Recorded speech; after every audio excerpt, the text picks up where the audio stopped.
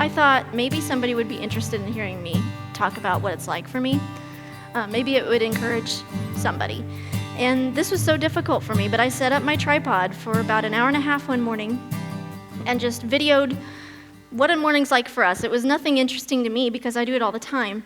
But I uploaded it to CNN, and then the next morning I got up and somebody said, "You need to look at CNN right now." And I got on there, and we were the most viewed story that day. The thing I love about that is the other top story that day was the Pope, and our picture was bigger than the Pope, and that made me just feel fancy, you know?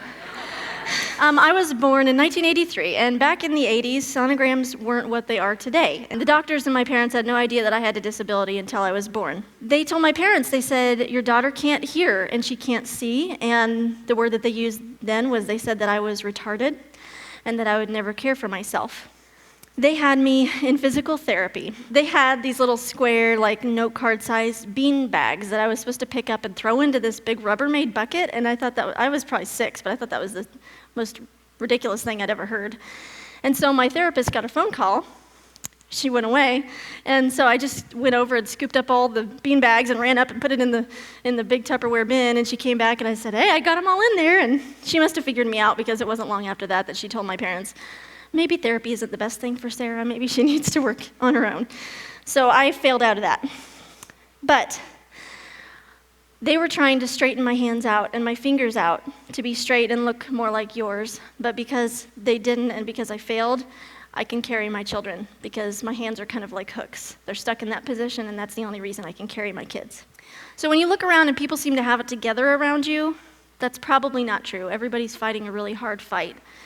And the ones that seem to have it the most together often are the ones that are having the hardest time. I blamed all my problems on my disability. That was a trap for me because all these negative things in my life, I didn't feel any responsibility to change. I didn't feel like I had any power to change how I felt about my life, and that wasn't true, but that's what I thought at the time. And it's really tempting sometimes to blame our problems on those circumstances we can't control, because then it's easy for us to just complain and whine and wish it was different and we don't have to work. But it doesn't have to be that way. I realized that my pain and struggle might actually be a huge part of my purpose. Instead of trying to run away from it, I began to embrace it, and I'm not saying that I like being like this. If God came to me and said, "Would you like to have normally functioning arms?" I would, in a heartbeat, say yes. At the same time, I wouldn't go back and change anything that's happened to me. And I know that you've heard your greatest strength is your greatest weakness, but I challenge you to think about maybe your greatest weakness is also your greatest strength.